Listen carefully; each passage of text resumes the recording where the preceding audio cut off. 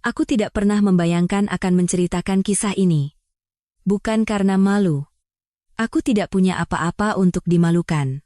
Hanya saja, aku tidak pernah sekalipun membayangkan bahwa hidupku bisa hancur berkeping-keping sebegini rupa hanya dalam beberapa minggu. Namaku Budi Santoso. Hingga 2 bulan yang lalu, aku menjalani kehidupan yang oleh sebagian besar orang akan disebut sebagai kehidupan yang sempurna.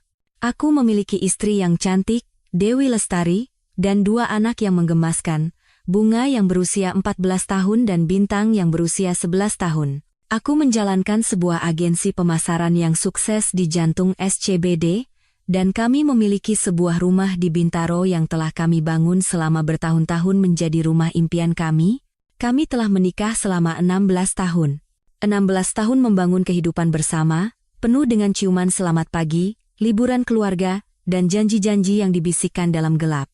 Setidaknya, itulah yang aku yakini. Semuanya berubah pada suatu Selasa malam. Aku ingat hari itu karena aku baru saja mendapatkan kontrak besar dengan klien baru dan berencana membeli tiket pesawat ke Bali untuk mengejutkan istriku pada hari jadi pernikahan kami yang akan datang.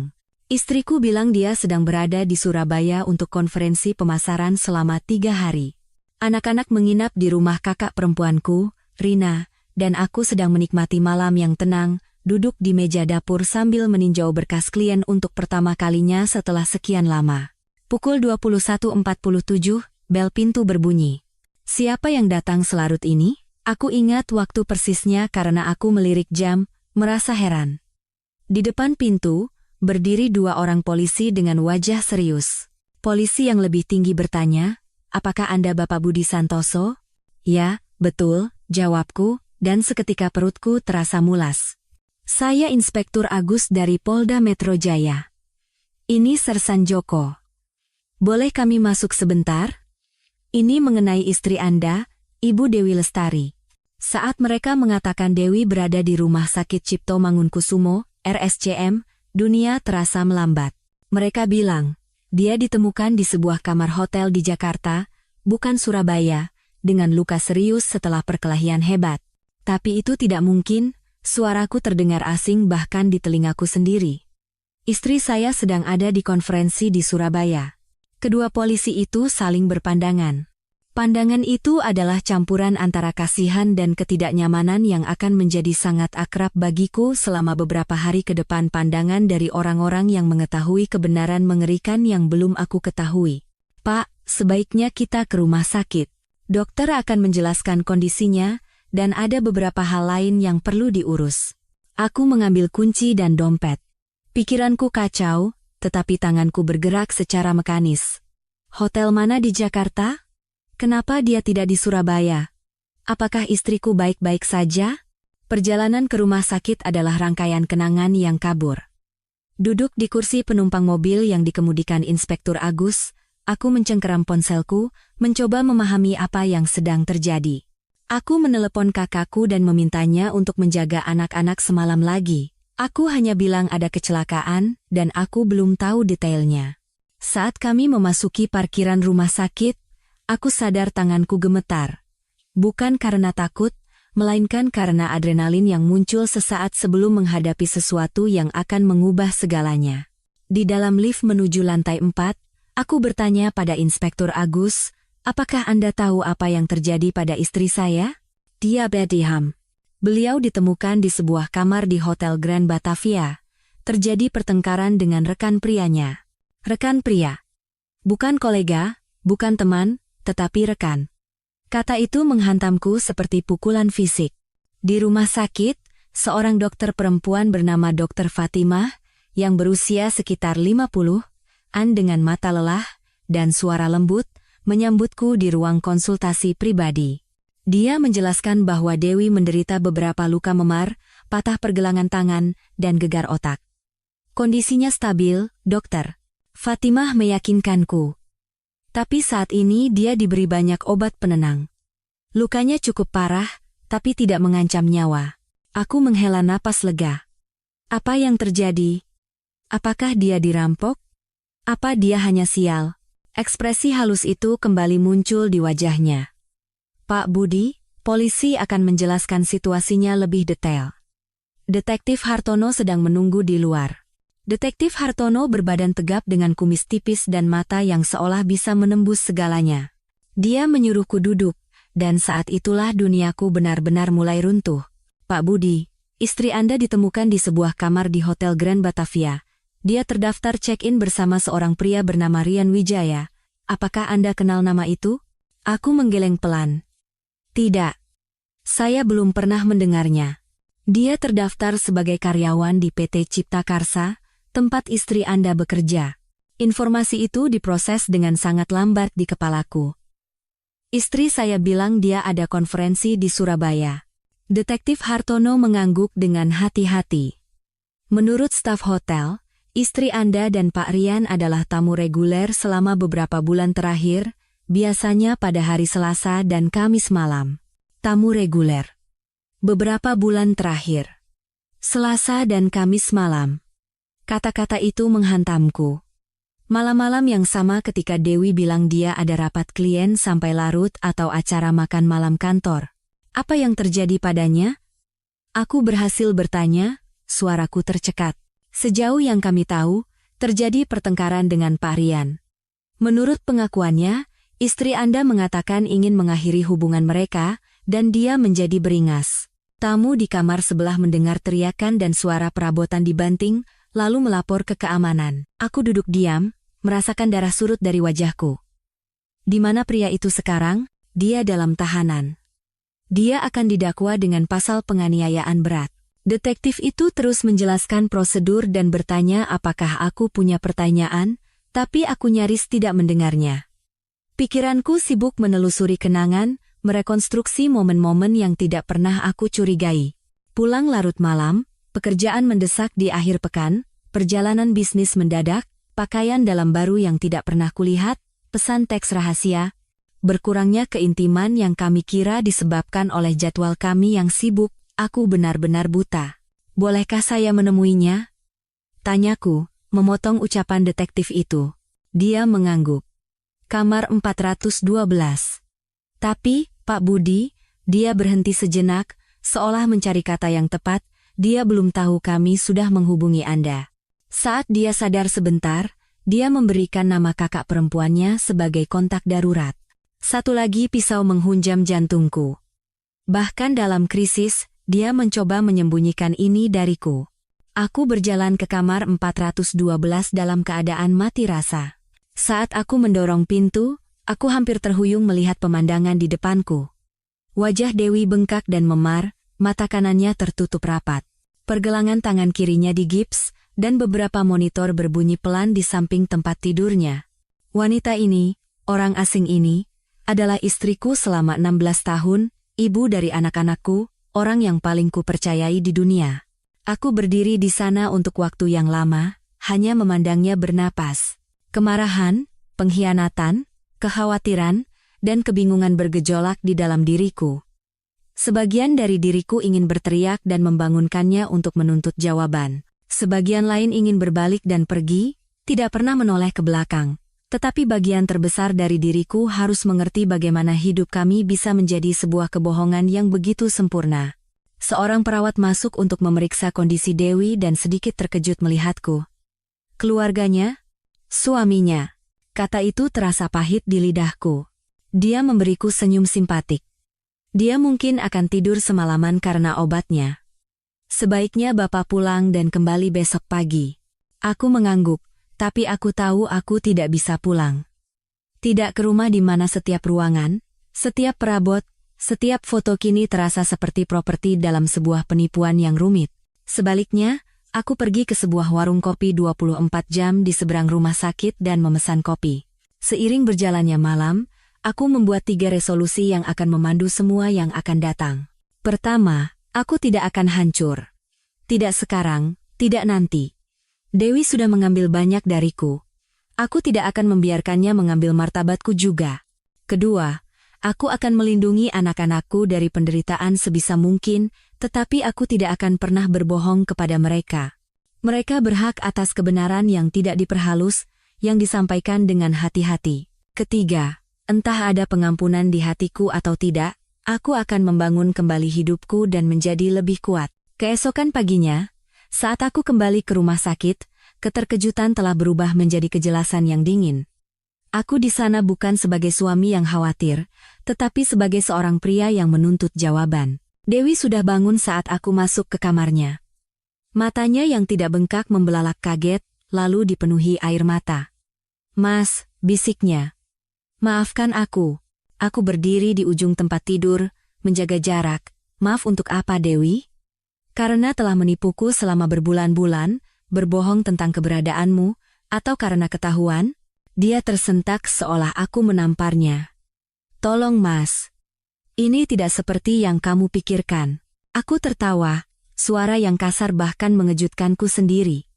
"Oh ya, menurutku, kamu berselingkuh dengan rekan kerjamu, Rian Wijaya, sambil berbohong di depan mukaku. Menurutku, kamu mengkhianati pernikahan kita, keluarga kita, semua yang telah kita bangun bersama.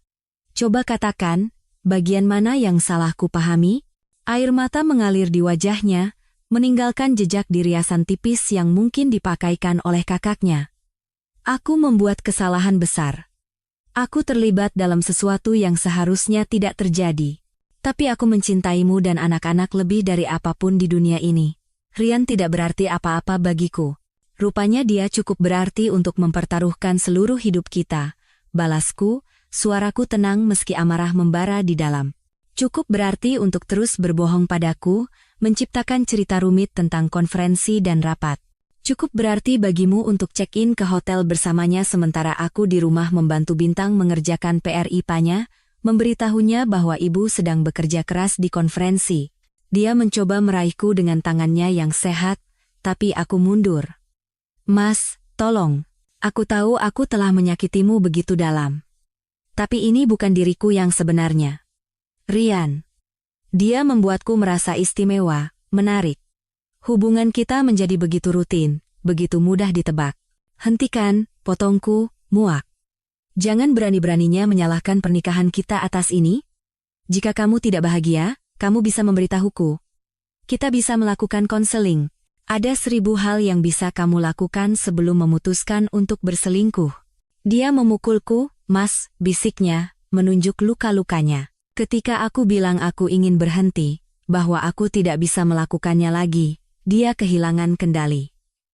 Bukankah itu bukti bahwa aku mencoba memperbaiki semuanya? Aku menatapnya, wanita yang pernah kupercaya lebih dari siapapun di dunia. "Tidak, Dewi. Itu hanya bukti bahwa kamu mencoba menghindari konsekuensi setelah terjebak dalam situasi yang tidak bisa kamu kendalikan." Seorang perawat muncul di ambang pintu. "Ada masalah?" Aku menggeleng dengan wajah kaku. "Tidak, saya baru saja mau pergi. Istri saya perlu istirahat." Saat aku berbalik, Dewi memanggilku dengan suara putus asa. "Mas, tolong jangan beritahu anak-anak, tolong biarkan aku pulang. Kita bisa melewati ini bersama." Aku berhenti di ambang pintu dan berkata, tanpa menoleh, "Anak-anak berhak mendapatkan yang lebih baik daripada kebohongan, Dewi. Begitu juga aku." Baru dalam perjalanan pulang, kenyataan itu benar-benar menghantamku. Bagaimana aku akan memberitahu Bunga dan Bintang bahwa ibu mereka telah menjalani kehidupan ganda, bahwa fondasi keluarga kami dibangun di atas tipu daya? Memikirkan rasa sakit yang akan mereka alami membuat buku-buku jariku memutih saat mencengkeram kemudi. Saat aku tiba di rumah, kakakku, Rina, sudah menungguku. Dia telah membawa anak-anak kembali, hanya memberitahu mereka bahwa ibu mereka mengalami kecelakaan. Anak-anak menghujaniku dengan pertanyaan, wajah mereka cemas. "Ibu baik-baik saja? Apa yang terjadi? Kapan kita bisa menemuinya?" Aku memeluk kedua anakku erat-erat dan meminta kakakku untuk memberi kami waktu sejenak. Dia mengerti keseriusan situasi dari ekspresiku, meremas bahuku sekali, dan pergi tanpa kata. Aku mendudukkan Bunga dan Bintang di sofa ruang keluarga, mengambil napas dalam-dalam, dan mulai berbicara. "Ibu ada di rumah sakit, dan dia akan baik-baik saja." Aku memulai dengan hati-hati. Pergelangan tangannya patah, ada beberapa memar, dan gegar otak, tapi dia akan pulih. Rasa lega melintas di wajah mereka, tetapi mereka bisa merasakan ada sesuatu yang lebih. Ada hal lain yang perlu ayah sampaikan, dan ini mungkin sulit untuk didengar. Aku melanjutkan, hatiku hancur untuk mereka. Alasan ibu di rumah sakit itu rumit. Dia tidak berada di tempat yang dia katakan pada kita. Dia bersama pria lain, seseorang dari kantornya, yang sepertinya sudah dia temui secara diam-diam selama beberapa waktu. Wajah Bunga langsung mengerut saat air mata mengalir di pipinya. Bintang tampak bingung, lalu wajahnya mengeras menjadi ekspresi marah yang seharusnya tidak dimiliki oleh anak berusia 11 tahun. Maksud ayah, ibu selingkuh? Tanya Bintang dengan suara pecah. Aku meletakkan tangan di bahu putraku dan mengangguk. Ya, dan ketika ibu memberitahu pria itu bahwa dia ingin berhenti, pria itu menyakitinya. Jadi dia telah berbohong kepada kita semua? Tanya Bunga dengan suara kecil. Semua malam dan perjalanan bisnis itu? Dia bersama pria itu? Sepertinya begitu, jawabku, menahan emosiku sendiri demi mereka. Aku benci ibu. Bintang tiba-tiba berseru, melompat berdiri. Aku benci dia karena melakukan ini pada kita. Aku dengan lembut menarik putraku untuk duduk kembali. Tidak apa-apa merasa marah, Bintang. Ayah juga marah. Tapi kebencian adalah beban yang terlalu berat untuk dipikul. Ibu membuat pilihan yang mengerikan, tapi dia tetap ibumu, dan dia sangat mencintai kalian berdua. Apakah ayah akan memaafkan ibu? Tanya Bunga, menatapku dengan mata berkaca-kaca. Apakah kita akan kembali seperti dulu? Pertanyaan itu menghantamku. Aku bisa saja memberi mereka harapan palsu, mengatakan bahwa semuanya akan baik-baik saja. Tapi aku telah berjanji pada diriku sendiri, tidak ada lagi kebohongan dalam keluarga ini. Ayah tidak tahu apa yang akan terjadi antara ayah dan ibu, kataku jujur. Tapi ada dua hal yang ayah tahu pasti. Pertama, semua ini bukan salah kalian. Tidak sedikit pun. Dan kedua, apapun yang terjadi, ayah akan selalu ada untuk kalian, kita akan melewati ini bersama. Bintang memelukku, membenamkan wajahnya di dadaku. Bunga bergabung dalam pelukan itu, dan kami duduk di sana, saling berpegangan erat sementara anak-anakku menangis. Aku menahan air mataku, bertekad untuk menjadi batu karang mereka di tengah badai ini.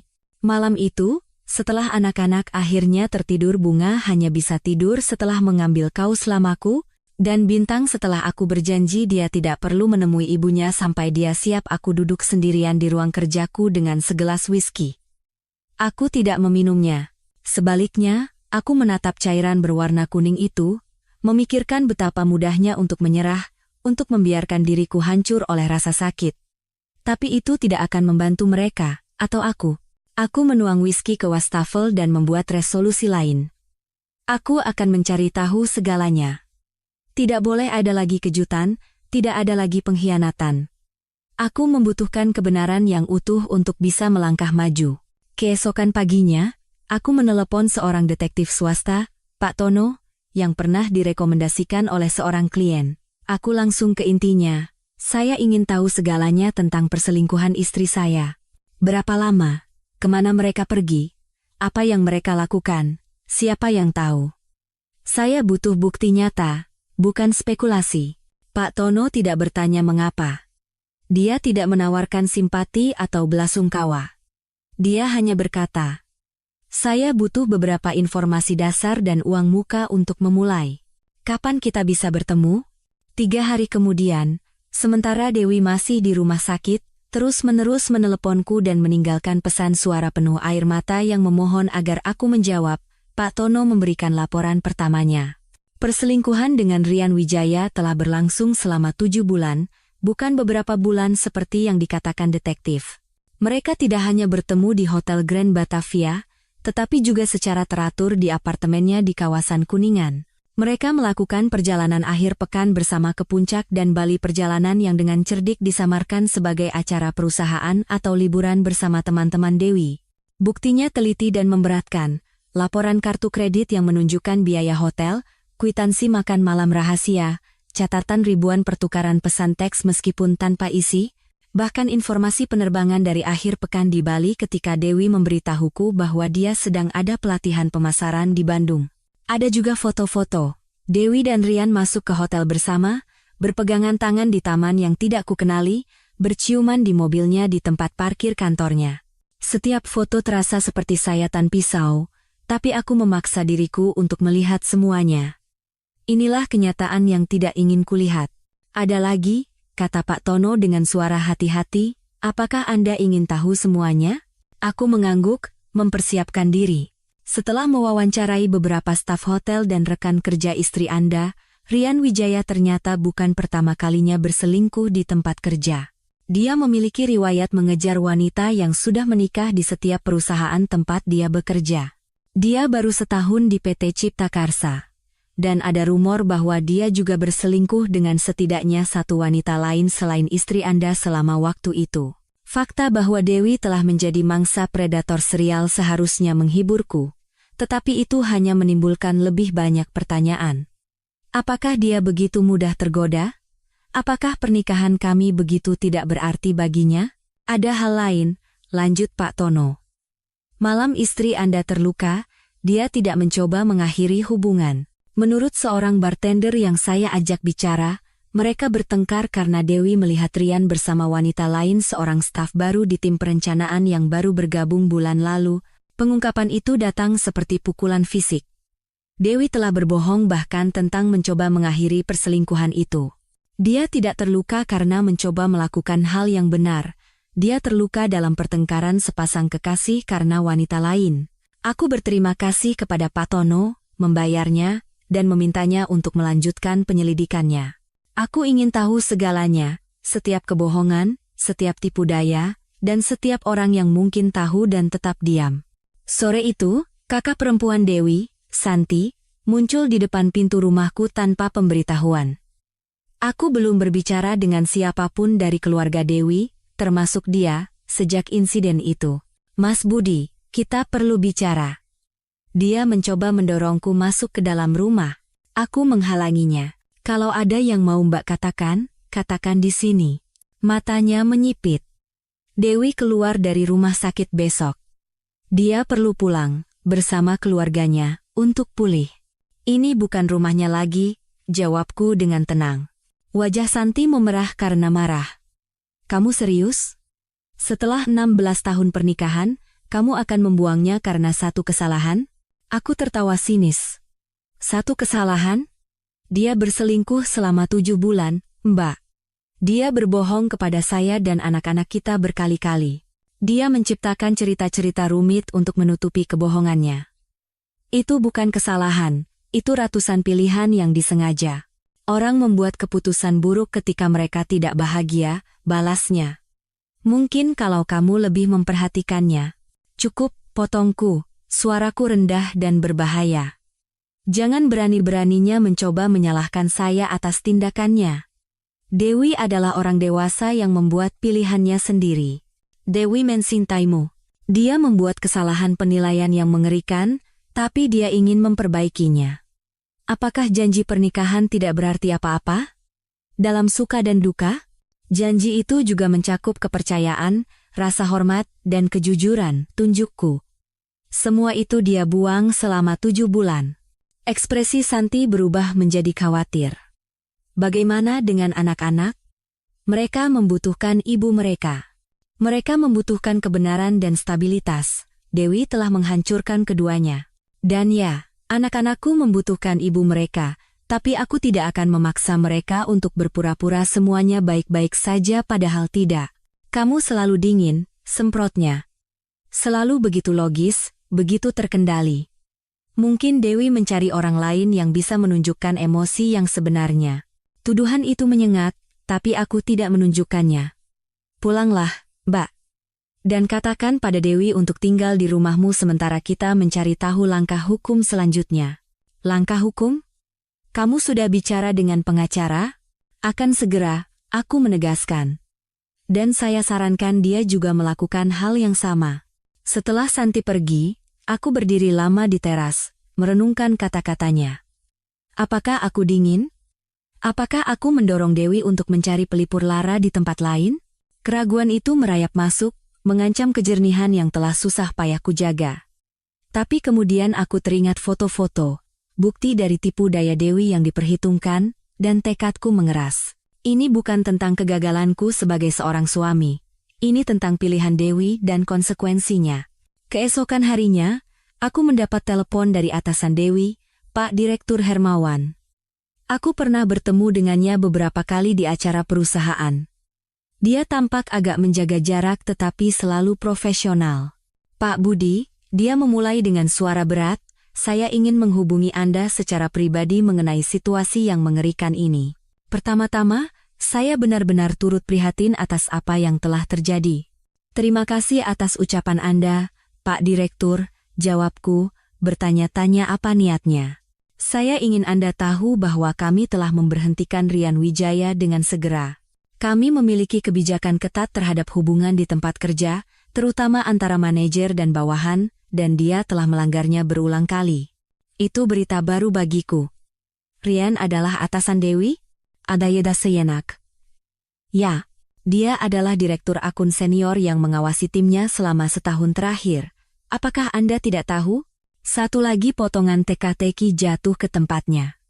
Semua saat Dewi mengeluh tentang bosnya yang suka ikut campur. Semua malam dia mengklaim harus lembur karena tuntutan bos yang tidak masuk akal. Dia sedang membicarakan kekasihnya. Kami juga menawarkan paket pesangon yang besar kepada Ibu Dewi, lanjut Pak Hermawan. Meskipun keterlibatannya juga melanggar kebijakan perusahaan, kami menyadari adanya dinamika kekuasaan yang berperan, dan kami ingin menangani situasi ini dengan kepekaan yang semestinya. Aku bisa membaca yang tersirat. Mereka khawatir tentang gugatan hukum, tentang mimpi buruk PR yang akan terjadi jika ini menjadi berita publik.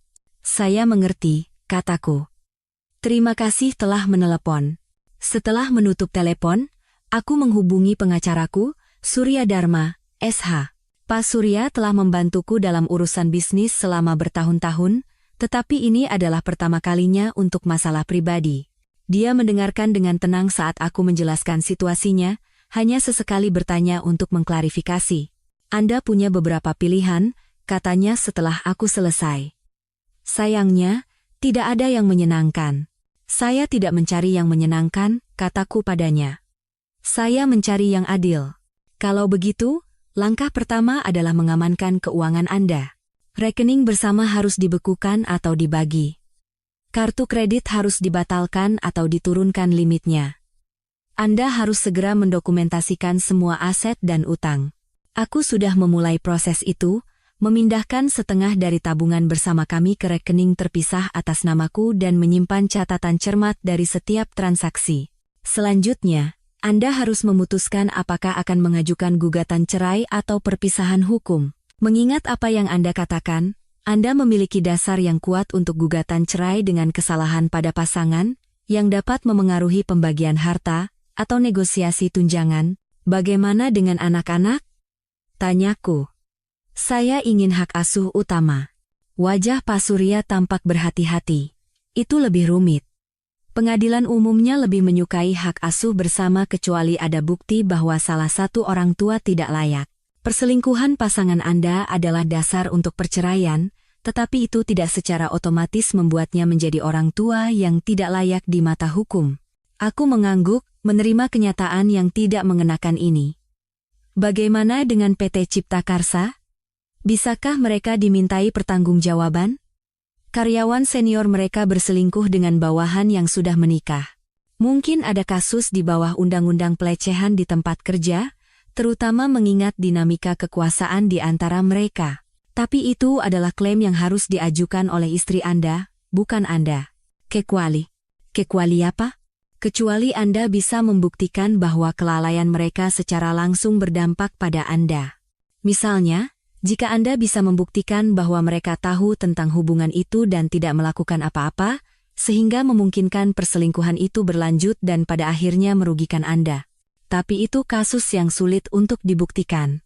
Aku teringat rumor yang disebutkan Pak Tono tentang riwayat perselingkuhan Rian di tempat kerja. Jika perusahaan tahu dan tidak melakukan apa-apa, saya akan memikirkannya, kataku pada Pak Surya. Untuk saat ini, mari kita fokus melindungi kepentingan saya dan anak-anak. Pada saat Dewi keluar dari rumah sakit, aku telah membuat rencana sementara. Aku mengambil cuti dari kantor untuk bersama anak-anak. Aku mengganti kunci rumah, aku memberitahu sekolah anak-anak tentang situasi tersebut, meminta mereka untuk waspada terhadap perubahan perilaku dan menghubungiku secara langsung jika ada masalah. Dewi pergi ke rumah kakaknya, Santi, seperti yang kusarankan. Sehari setelah keluar, dia datang ke rumah saat anak-anak sedang di sekolah.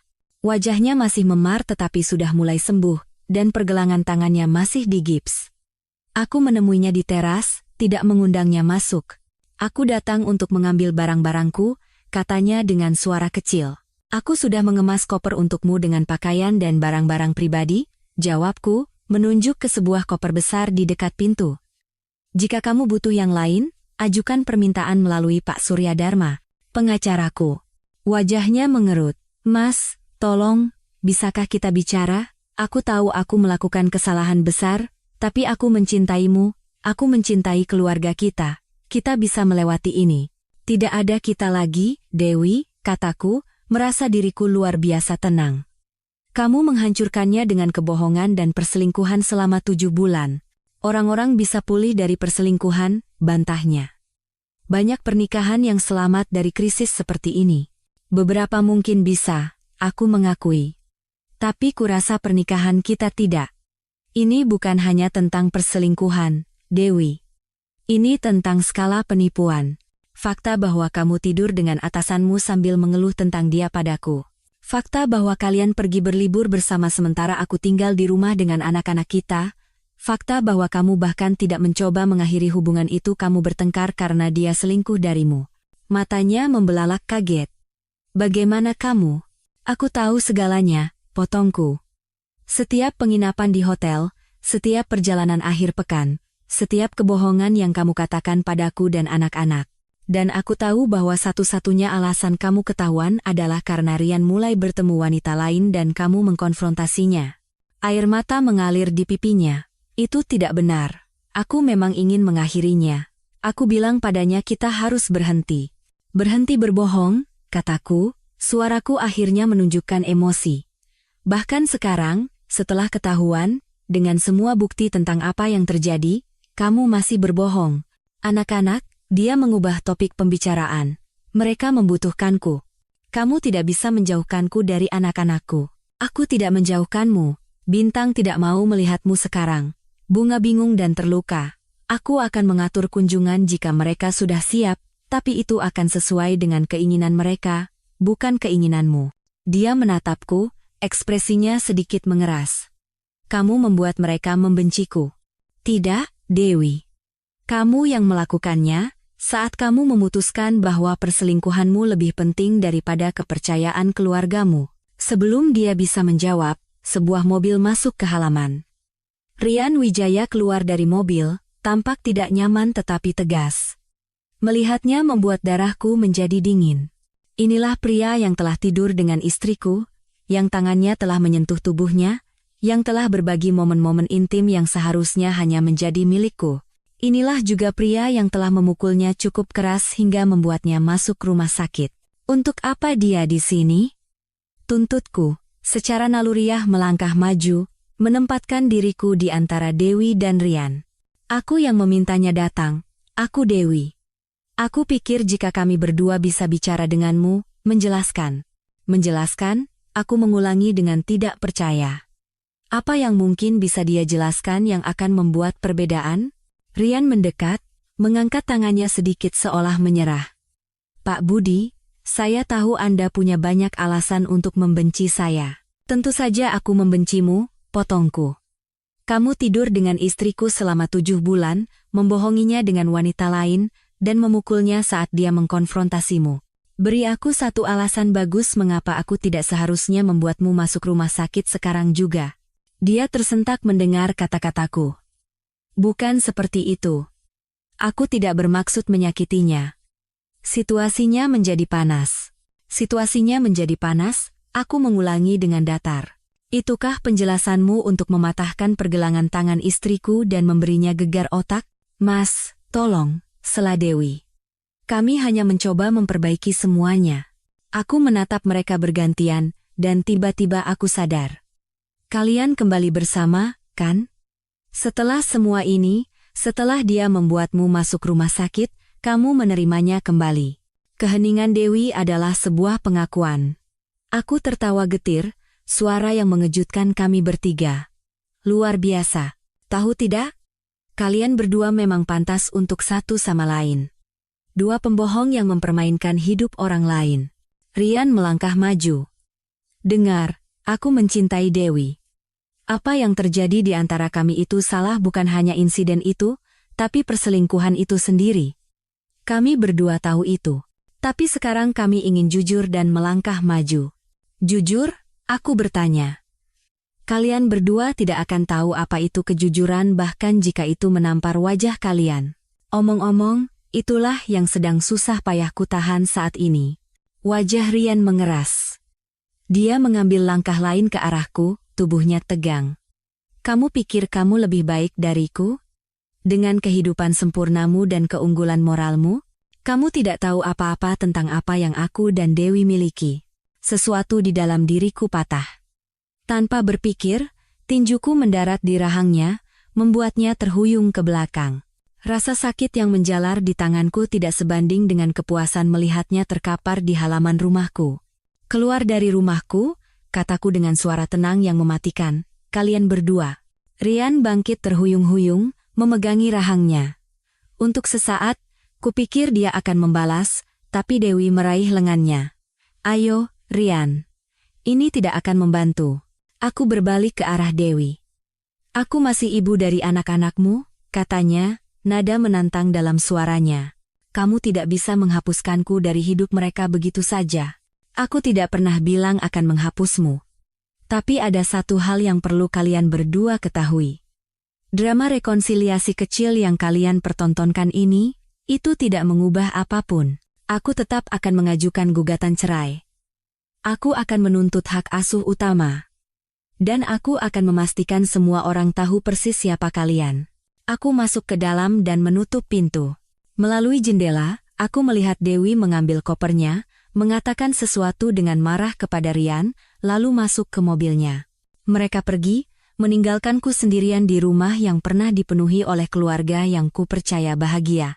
Malam itu, ketika Bunga dan Bintang pulang dari kegiatan ekstrakurikuler mereka, aku mendudukkan mereka lagi. Ibu datang mengambil barang-barangnya hari ini. Dia akan tinggal di rumah Tante Santi untuk sementara waktu. Apakah dia membicarakan kita? Tanya Bunga dengan suara kecil. Ya. Dia sangat merindukan kalian berdua, dan dia ingin bertemu jika kalian sudah siap. Wajah Bintang mengeras. Aku belum siap. Mungkin tidak akan pernah siap. Aku merangkul bahu putraku. Tidak apa-apa nak. Tidak ada yang akan memaksamu bertemu ibu sampai kamu mau. Apakah ibu tidak akan pulang lagi? Tanya Bunga. Aku menarik napas dalam-dalam. Tidak, sayang. Ayah dan ibu akan bercerai. Itu artinya kita tidak akan menjadi suami istri lagi, dan kita tidak akan tinggal bersama. Air mata menggenang di mata Bunga, tapi dia mengangguk seolah sudah menduga jawaban itu. Bintang bersandar padaku, tubuhnya kaku karena tegang. Ada hal lain yang perlu kalian ketahui. Lanjutku, memutuskan bahwa mereka berhak atas kebenaran yang utuh, pria yang ibu temui. Rian. Dia datang ke rumah hari ini bersamanya. Pria yang menyakiti ibu? Tanya Bintang, suaranya meninggi. Kenapa ibu bersamanya? Aku memilih kata-kataku dengan hati-hati. Orang dewasa terkadang membuat pilihan yang rumit dan sulit dimengerti. Sepertinya ibu dan Pak Rian telah memutuskan untuk melanjutkan hubungan mereka. Itu tidak masuk akal, kata Bintang tegas. Memang tidak, jawabku. Tapi ada satu hal yang ayah ingin kalian berdua ingat. Semua ini bukan salah kalian. Tidak sedikit pun. Dan tidak ada yang terjadi sekarang yang akan mengubah betapa ayah dan ibu mencintai kalian. Tapi semuanya berubah, kata Bunga, kini menangis. Keluarga kita hancur. Aku menarik putriku mendekat. Beberapa hal berubah, ya. Tapi cintaku pada kalian tidak berubah. Janjiku untuk menjadi ayah terbaik yang kubisa tidak berubah. Kita masih sebuah keluarga, hanya dalam bentuk yang berbeda. Aku memeluk mereka saat mereka mencerna kenyataan baru ini, bertanya-tanya bagaimana kami sampai pada titik ini, dan kemana kami akan pergi dari sini. Beberapa minggu berikutnya adalah pusaran konsultasi hukum, sesi terapi untuk anak-anak, dan upaya untuk mempertahankan semacam rutinitas normal. Dewi mencoba beberapa kali untuk bertemu anak-anak, tetapi Bintang menolak dengan tegas, dan Bunga, setelah ragu-ragu, hanya setuju untuk makan siang di restoran dengan pengawasan. Aku tidak menghadiri makan siang itu. Sebaliknya, aku meminta kakakku, Rina, untuk menemani Bunga. Ketika mereka kembali, Bunga tampak pendiam dan menarik diri.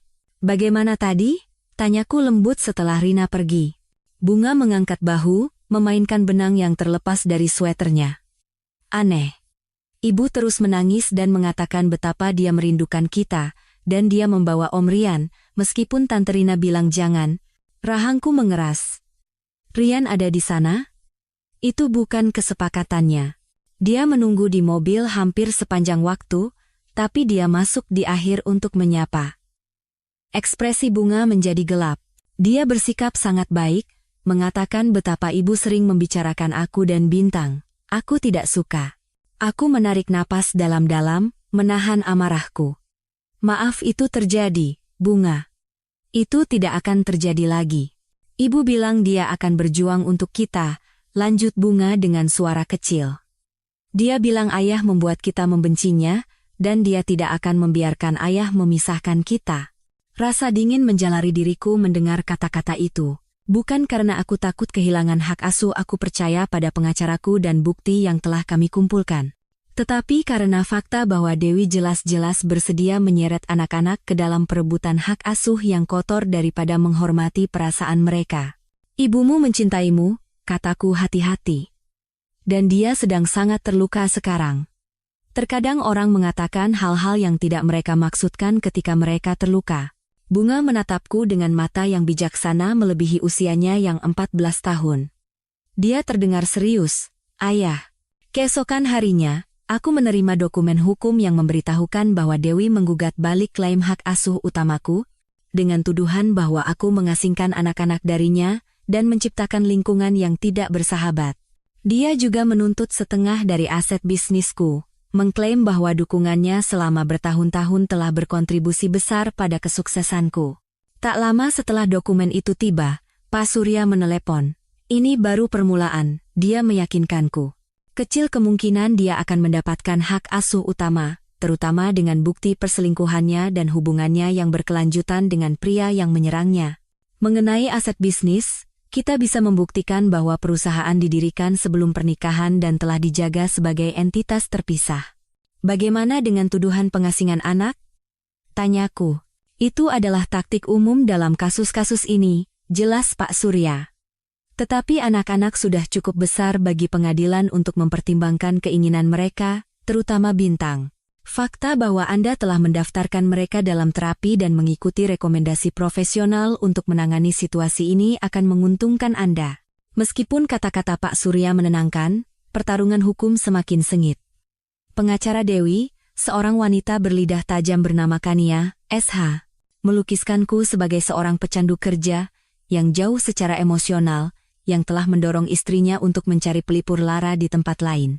Dia menyerahkan pernyataan tertulis dari teman-teman dan keluarga Dewi yang bersaksi bahwa aku dingin dan lalai. Sebagai balasannya, Pak Surya mengumpulkan pernyataan dari teman-temanku, kolega, dan bahkan guru anak-anak, yang bersaksi tentang keterlibatanku dalam kehidupan mereka dan reputasiku sebagai ayah yang berdedikasi. Kami juga menyerahkan laporan detektif swasta, lengkap dengan foto-foto dan kronologi rinci dari tipu daya Dewi. Momen yang paling menyakitkan adalah ketika Bintang dan Bunga diwawancarai oleh seorang evaluator yang ditunjuk pengadilan, yang tugasnya adalah mewakili kepentingan terbaik anak-anak dalam sengketa hak asuh. Kedua anak itu jujur tentang perasaan mereka, kemarahan Bintang, kebingungan dan luka Bunga. Keduanya menyatakan keinginan mereka untuk tinggal bersamaku sebagai orang tua utama, meskipun Bunga mengatakan dia bersedia bertemu ibunya secara teratur dalam kondisi tertentu. Sementara pertarungan hukum berlarut-larut, menguras waktu dan energi emosional, aku berjuang untuk mempertahankan kekuatan yang telah kujanjikan pada anak-anakku. Larut malam, setelah mereka tidur, aku akan duduk di ruang kerjaku, menatap foto-foto keluarga lama, dan bertanya-tanya bagaimana sesuatu yang tampak begitu sempurna bisa hancur total. Pada salah satu momen perenungan itu, aku menerima telepon dari nomor yang tidak kukenal. Pak Budi, nama saya Vina. Saya dulu bekerja dengan istri Anda di PT Cipta Karsa. Aku tidak langsung mengenali nama itu. Bagaimana saya bisa membantu Anda, Bu Vina?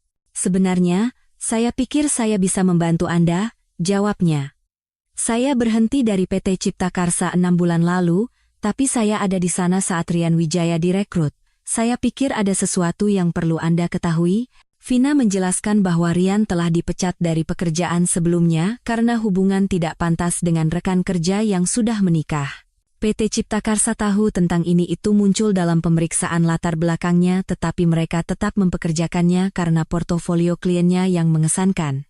Apakah Pak Hermawan tahu? Tanyaku.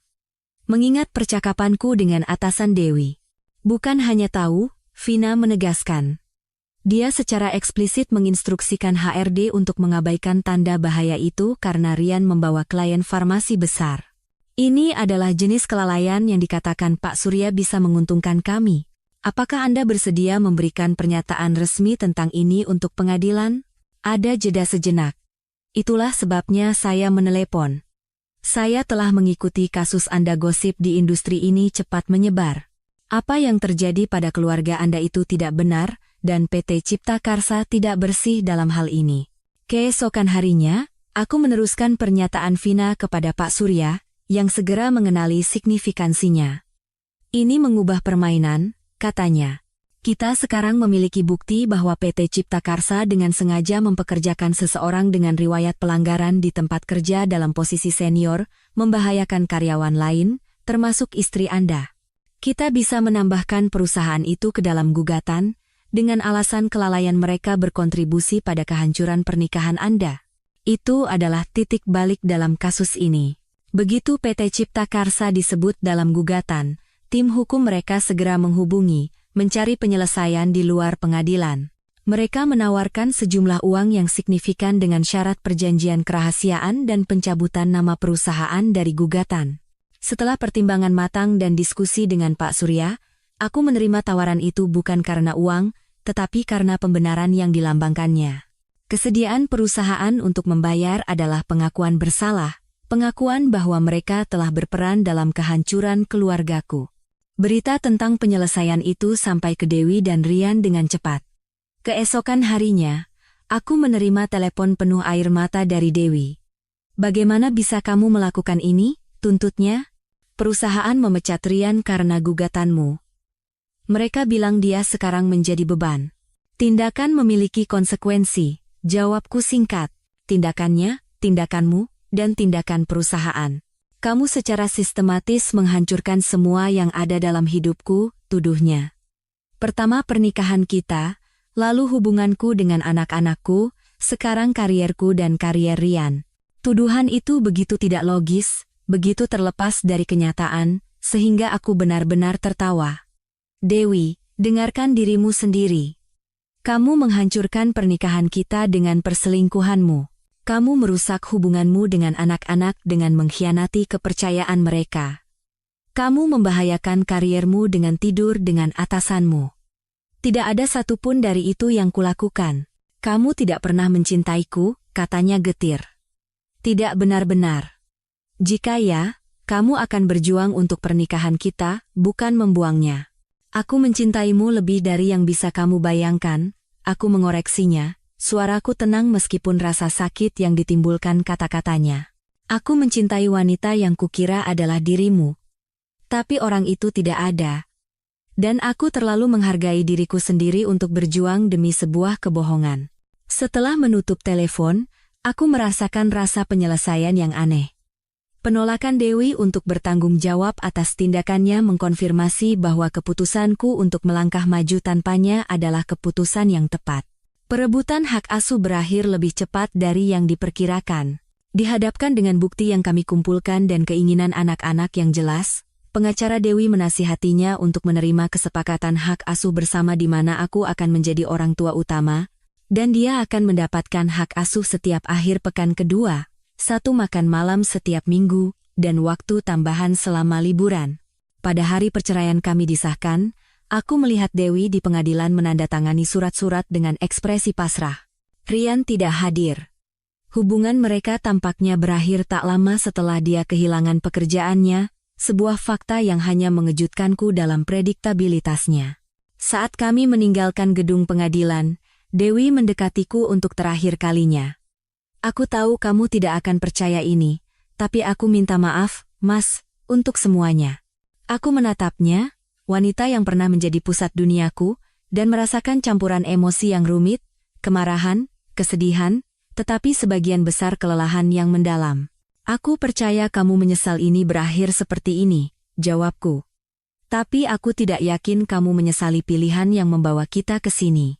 Dia tidak membantah, dan itu mungkin hal paling jujur yang dia lakukan dalam beberapa bulan terakhir.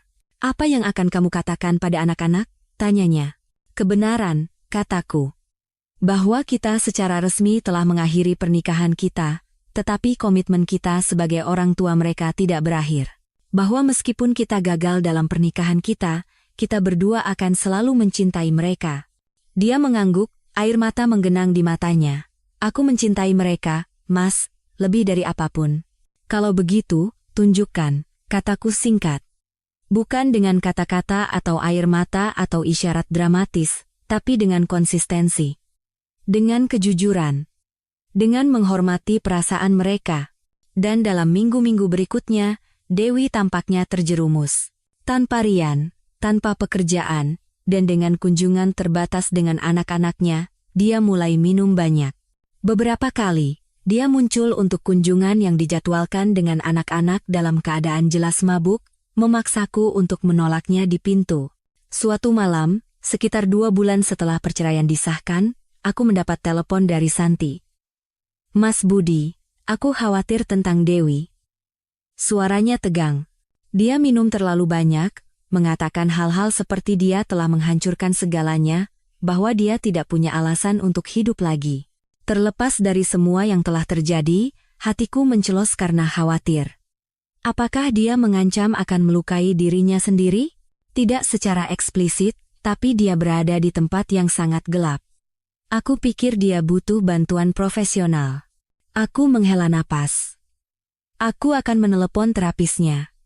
Mungkin dia bisa merekomendasikan intervensi atau program rawat inap. Dia butuh lebih dari seorang terapis, Mas, desak Santi. Dia butuh keluarganya. Dia perlu tahu bahwa dia belum kehilangan segalanya. Aku tidak bisa memberinya apa yang dia inginkan, Mbak. Aku tidak bisa membatalkan perceraian atau berpura-pura perselingkuhan itu tidak pernah terjadi. Bahkan jika kamu tidak menerimanya kembali, kamu bisa menunjukkan sedikit belas kasihan, semprotnya. Jika sesuatu terjadi padanya, bagaimana kamu akan menjelaskannya pada anak-anakmu? Tuduhan itu menyengat, tapi aku menolak untuk dimanipulasi. Jangan letakkan ini padaku. Dewi adalah orang dewasa yang bertanggung jawab atas pilihannya. Aku akan menghubungi terapisnya, tapi hanya itu yang bisa kutawarkan.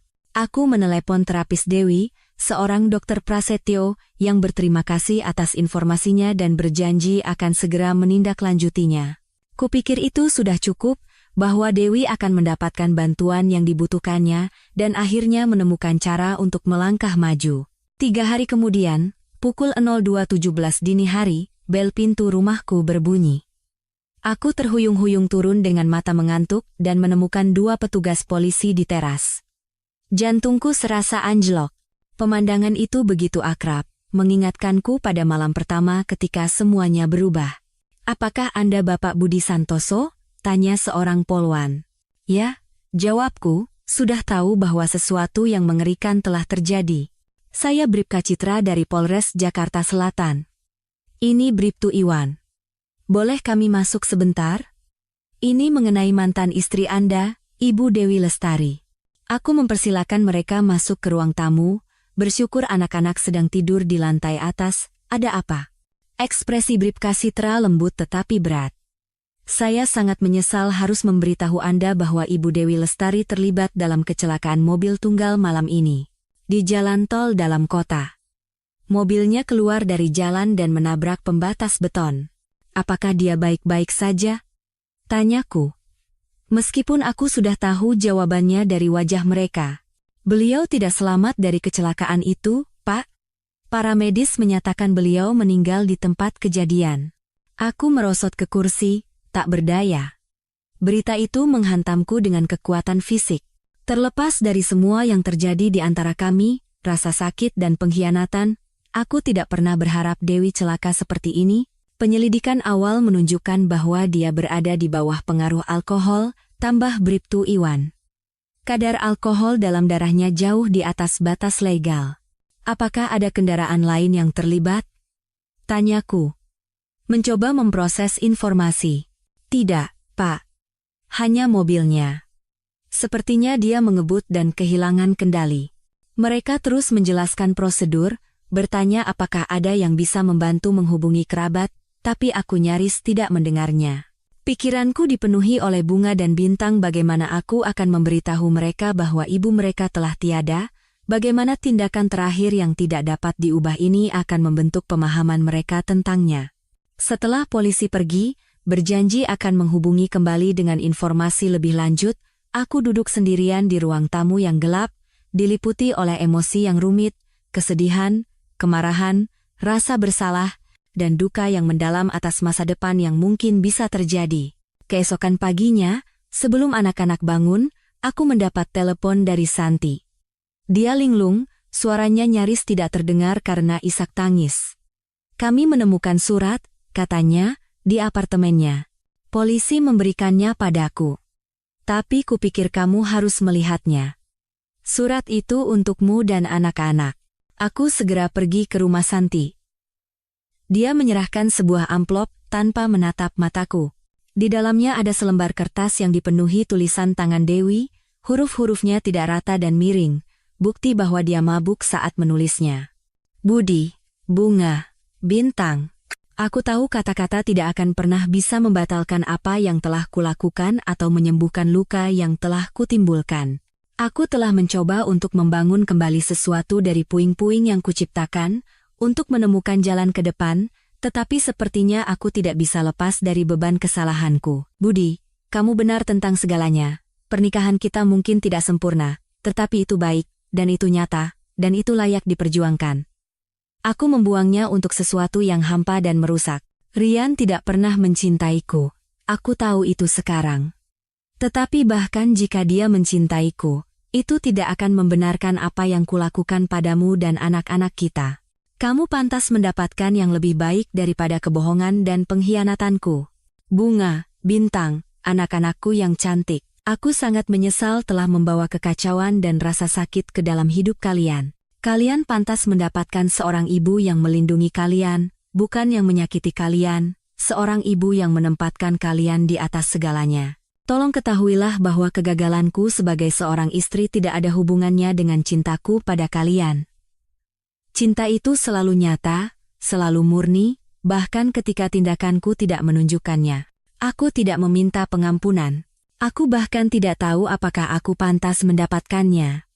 Tapi aku ingin kalian semua tahu bahwa aku sekarang mengerti, meskipun sudah terlambat, apa yang telah kubuang. Kekosongan yang kurasakan ini bukan karena kehilangan kekasih atau pekerjaan. Ini karena aku kehilangan satu-satunya hal yang benar-benar penting, keluargaku, integritasku, kepercayaan kalian. Maafkan aku untuk segalanya. Dwi.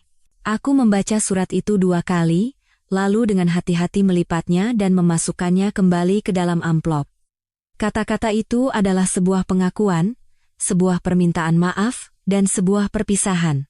Mereka tidak menghapus apa yang telah terjadi, tetapi mereka mengungkapkan kejernihan yang tidak pernah ditunjukkan Dewi saat dia masih hidup. Apakah kamu tahu dia begitu putus asa? Tanya Santi dengan suara hampa. Aku menggelengkan kepala. Aku tahu dia sedang berjuang, tapi aku tidak tahu keputusasaannya begitu dalam. Bisakah kita berbuat lebih banyak? Tanyanya, bukan dengan tuduhan, tetapi dengan ketidakpastian yang tulus. Aku tidak tahu, aku mengakui. Mungkin. Atau mungkin jalan ini sudah ditentukan oleh pilihan-pilihan yang tidak dapat diubah sejak lama. Kami duduk dalam keheningan sejenak, 2 orang yang kini hanya terikat oleh hubungan kami dengan seorang wanita yang telah tiada. Bagaimana kamu akan memberitahu anak-anak? Akhirnya Santi bertanya. Aku menarik napas dalam-dalam. Dengan jujur. Dengan lembut, tapi dengan jujur. Memberitahu Bunga dan Bintang tentang kematian ibu mereka adalah hal tersulit yang pernah kulakukan. Reaksi mereka berbeda seperti kepribadian mereka. Bunga hancur dalam tangisan, sementara Bintang menjadi benar-benar diam, wajahnya topeng keterkejutan dan kebingungan. Apakah ibu melakukannya dengan sengaja? Tanya Bunga di sela-sela isak tangisnya. Aku memilih kata-kataku dengan hati-hati.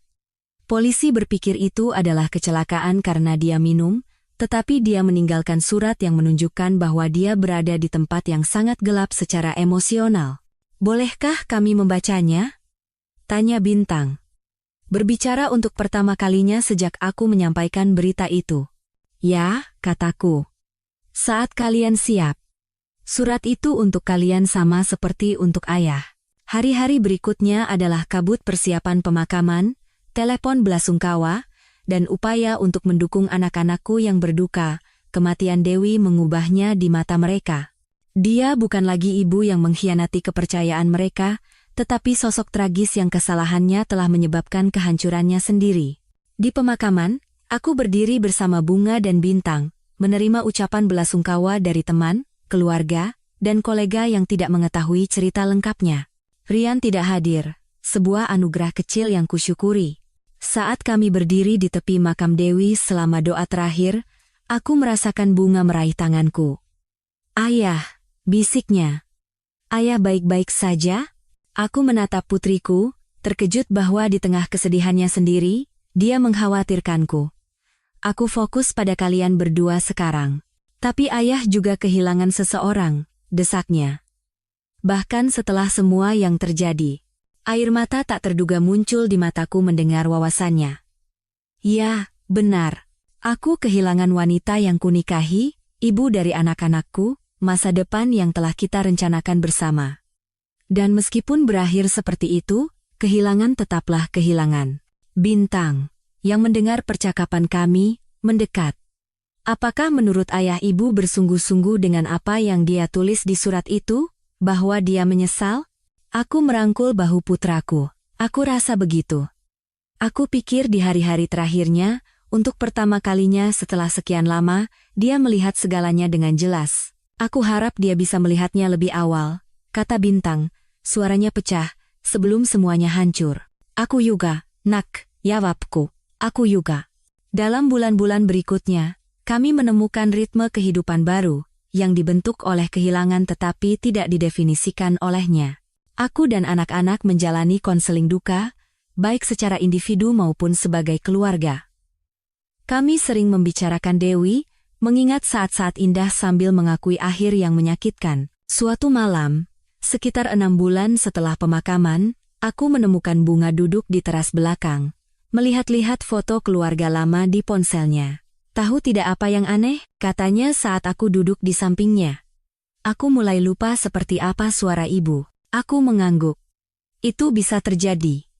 Tapi kamu tidak akan pernah lupa bagaimana perasaannya padamu. Bagian-bagian yang baik, bersama dengan yang lainnya. Apakah menurut ayah dia menemukan kedamaian? Itu adalah pertanyaan yang sering kutanyakan pada diriku sendiri. Kuharap begitu.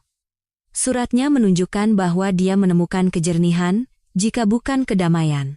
Terkadang memahami kesalahan kita adalah hal terdekat yang bisa kita capai untuk berdamai dengannya.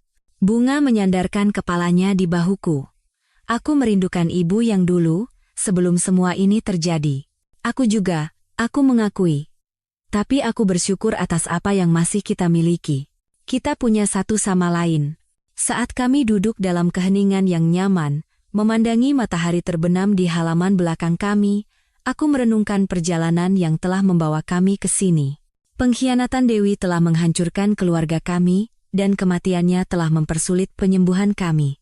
Tetapi di tengah rasa sakit dan kehilangan, kami telah menemukan ketahanan, kebenaran, dan penghargaan yang lebih dalam terhadap kerapuhan hubungan manusia. Istriku berselingkuh dan berakhir di rumah sakit. Semua orang menyuruhku untuk memaafkannya. Tetapi perjalananku tidak pernah tentang pengampunan. Ini tentang kebenaran, tentang melindungi anak-anakku, dan tentang menemukan cara untuk melangkah maju dengan martabat dan integritas. Pada akhirnya, Dewi menghadapi konsekuensi dari tindakannya dengan cara yang paling tragis. Dan meskipun aku tidak pernah menginginkan hasil itu untuknya, aku belajar bahwa beberapa keretakan tidak dapat diperbaiki, beberapa kepercayaan tidak dapat dibangun kembali, dan beberapa pilihan mengubah jalan hidup kita selamanya. Tetapi aku juga belajar bahwa bahkan setelah kehilangan dan pengkhianatan yang begitu mendalam, hidup terus berjalan, dan dengan keberanian dan kejujuran yang cukup, kita juga bisa